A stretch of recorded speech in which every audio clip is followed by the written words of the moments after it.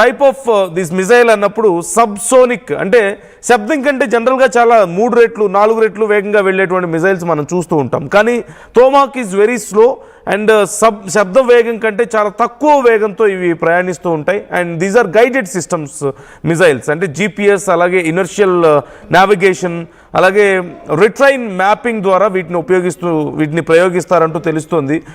Majorly వీటిని యుద్ధ నౌకల నుంచి లేదంటే సబ్మెరైన్స్ నుంచి వీటిని ప్రయోగిస్తూ ఉంటారు. అయితే ఇవి ఎలా పనిచేస్తాయంటే రాడార్కి కనిపించడం కష్టం అవుతుంది. ఇవి నేలకి చాలా స్లోగా వెళ్తాయి, అంటే సౌండ్ స్పీడ్ కంటే కూడా చాలా స్లోగా వెళ్తాయి. అట్ ది సేమ్ టైం రాడార్కి అందకుండా గ్రౌండ్కి చాలా క్లోజ్గా వెళ్తాయి, హైట్ తక్కువగా వెళ్తాయి.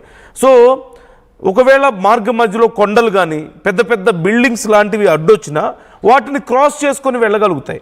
అంటే అల్టిమేట్ టార్గెట్ని రీచ్ అయ్యే వరకు మధ్యలో దేన్ని ఢీ కొట్టకుండా, ఎక్కడా ఇవి పేలిపోకుండా గైడ్ చేసుకుంటూ వెళ్ళొచ్చు. వీటిని తక్కువ హైట్లో వెళ్తాయి, రాడార్స్కి దొరికే అవకాశం చాలా తక్కువగా ఉంటుంది. సో అందువల్ల ఇవి చాలా సక్సెస్ఫుల్ అవుతున్నాయి. అట్ ది సేమ్ టైం ఇవి మేజర్గా military bases, radar stations, air defence సిస్టమ్స్ని సైతం ఇవి దాటుకుని వెళ్ళగలుగుతాయి అండ్ వాటిని డెస్ట్రాయ్ చేయగలిగేటువంటి కెపాసిటీ ఉంటుంది. మేజర్గా ఇరాన్ మీద, ఇప్పుడు టెహ్రాన్ మీద ప్రయోగించినటువంటి మెజారిటీ మిజైల్స్ ఇవే తోమాహక్ మిజైల్సే. ఈ తోమాహక్ మిజైల్స్ని గతంలో కూడా ఉపయోగించింది అమెరికా, లైక్ ఇరాక్తో జరిగినటువంటి యుద్ధంలో ఉపయోగించింది. At the same time Syria మీద ఉపయోగించింది, గల్ఫ్ వార్కి సంబంధించి కూడా ఉపయోగించినట్లుగా తెలుస్తోంది. సో అసలు వీటికి ఉన్నటువంటి మోస్ట్ ఇంపార్టెంట్ క్యారెక్టరిస్టిక్స్ ఏంటి అంటే చాలా ఖచ్చితంగా ఇవి టార్గెట్ని రీచ్ అవ్వడం, హై ప్రెసిషన్ గైడెడ్ మిజైల్స్ ఇవన్నీ కూడా.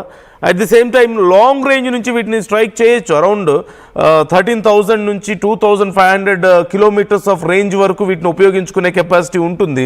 అట్ ది సేమ్ టైం వీటిని పైలట్ అవసరం ఉండదు, ఎక్కడో ఒక చోట సబ్మెరైన్స్ నుంచి కానీ నౌకల నుంచి కానీ వీటిని ప్రయోగిస్తారు. సో పర్టికులర్గా విమానంతో వెళ్ళి ఏదో ఒక టార్గెట్ మీద ల్యాండ్ చేసి వచ్చే పరిస్థితి ఉండదు కాబట్టి వీటికి పైలట్ అవసరం ఉండదు. అండ్ వాళ్ళ సైనికుల ప్రాణాలు పోయే అవకాశం తక్కువగా ఉంటుంది. And at the same time ఇవి రాడార్స్కి దొరకవు, చాలా తక్కువ హైట్లో వెళ్తాయి. ఒకవేళ మధ్యలో ఏవైనా ఆబ్స్టికల్స్ వస్తే వాటిని దాటుకొని వెళ్ళగలిగేటువంటి కెపాసిటీ వీటికి ఉంటుంది. అంటే వాటి దిశని మార్చుకొని మళ్ళీ టార్గెట్ని అల్టిమేట్గా రీచ్ అవ్వగలిగే కెపాసిటీ వీటికి ఉంటుంది కాబట్టి సో వీటిని గుర్తించడం కూడా చాలా కష్టంగా చెప్తున్నారు. ముఖ్యంగా తక్కువ హైట్లో వెళ్ళడం అనేది ఈ రాడార్స్కి దొరకకుండా వెళ్ళగలిగేటువంటి కెపాసిటీని వీటికి ఇచ్చిందనే చెప్పాలి. సో జనరల్గా United states navy and military దగ్గర ఇవి చాలా ఎక్కువగా ఉంటాయి. ఈ నేపథ్యంలో ఇప్పుడు వీటిని అమెరికా చాలా ఎక్కువగా ఉపయోగించేసింది. మిజైల్స్ తయారు చేయడానికి చాలా పెద్ద ఎత్తున 30 కోట్ల నుంచి 60 కోట్ల వరకు ఖర్చు అవుతుంది, depends on their range and their characteristics. So ఇంతింత పెద్ద ఎత్తున ఉపయోగించడం వల్ల, హండ్రెడ్స్ ఆఫ్ మిజైల్స్ ఉపయోగించడం వల్ల చాలా పెద్ద నష్టం వాటిల్లింది. వీళ్ళు ఇప్పుడు తయారు చేసేదానికంటే కూడా ఇప్పుడు ఎక్కువగా ఉపయోగించేశారు. దీనివల్ల ఇప్పుడు అమెరికాకి భయం పట్టుకుంది. రేపు అవసరమైతే ముందు ఫ్యూచర్లో పరిస్థితి ఏంటి అని అర్థం కాని పరిస్థితుల్లో ఇప్పుడు మరిన్ని వెపన్స్ తయారు చేయడానికి ఎంఓయూస్ కుదుర్చుకుంది. ఆల్రెడీ ఉపయోగించినటువంటి వెపన్స్కే బిలియన్స్ ఆఫ్ డాలర్స్ అయిపోయాయి. మళ్ళీ ఇప్పుడు కొత్త వెపన్స్ని ఇంపోర్ట్ చేసుకోవడానికి కంపెనీస్కి అగ్రిమెంట్స్ కుదుర్చుకున్నారు, ఎంఓయూస్ కుదుర్చుకున్నారు. దీనికి మరిన్ని billions of dollars and with most advanced capabilities ఈ వెపన్స్కి ఉండబోతున్నాయి కాబట్టి సో మొత్తం మీద అమెరికా ఆర్థిక వ్యవస్థ దీనివల్ల చిత్తవబోతోంది, మరింత నష్టపోతున్నారు. అట్లీస్ట్ $500 ట్రిలియన్ దీనివల్ల ఖర్చు అవ్వబోతుంది. మొత్తం యుద్ధం వల్ల నష్టపోయే అవకాశం ఉందని కూడా చెప్తున్నటువంటి పరిస్థితి కనపడుతుంది. మీకేమనిపిస్తుంది?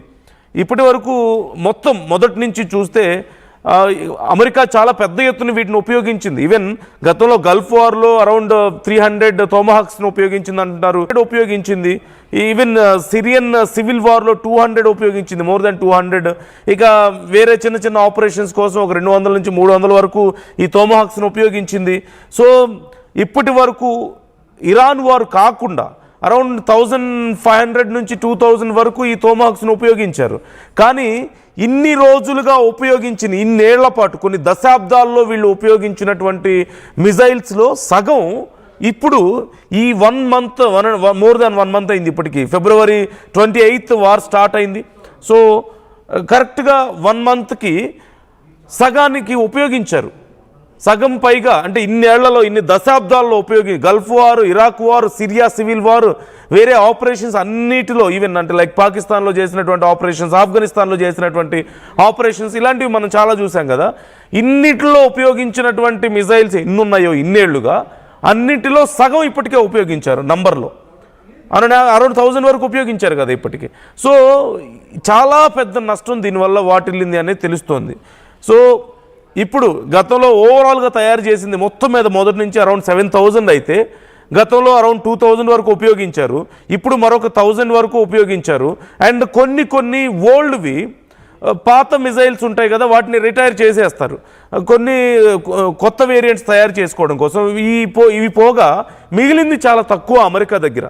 ఇప్పుడు ఒకవేళ ఈ యుద్ధం మరొక నెల రోజుల పాటు కనుక కొనసాగినా, లేదంటే కొత్త యుద్ధం ఏదైనా చేయాల్సిన పరిస్థితి వచ్చినా, అమెరికా దగ్గర నిజం చెప్పాలంటే ఆ దేశాలను ఎదుర్కోవడానికి మిజైల్స్ నంబర్ చాలా తక్కువగా ఉంది.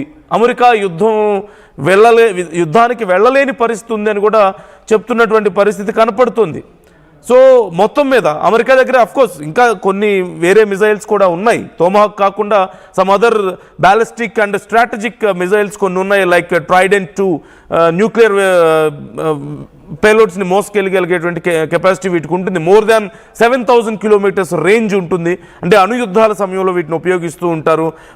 అలాగే మినిట్ మ్యాన్ 3 ఉంది వీళ్ళ దగ్గర, around 13,000 kilometres range it has. అంటే ఇరాన్ మీద ప్రాక్టికల్గా వాడే అవకాశం వీటితో చాలా తక్కువ, ఎందుకంటే 13 చాలా ఎక్కువ కాస్ట్ ఉంటాయి ఇవి, అండ్ వీటి అవసరం కూడా లేదని చెప్పేసి అమెరికా అనుకుంటుంది. వీటితో పాటుగా టాక్టికల్ మిజైల్స్ ఉన్నాయి, ATACMS లైక్ ఆర్మీ మిజైల్స్ ఉన్నాయి, అరౌండ్ 300 కిలోమీటర్స్ రేంజ్తో దగ్గరగా ఉండేటువంటి టార్గెట్స్ని ఛేదించడానికి ఇవి ఉపయోగపడతాయి. They can't use this in Iran war. At the same time air to ground missiles కొన్ని ఉన్నాయి, ఇవన్నీ కూడా లైక్ AGM-158 JSSM ఉన్నాయి.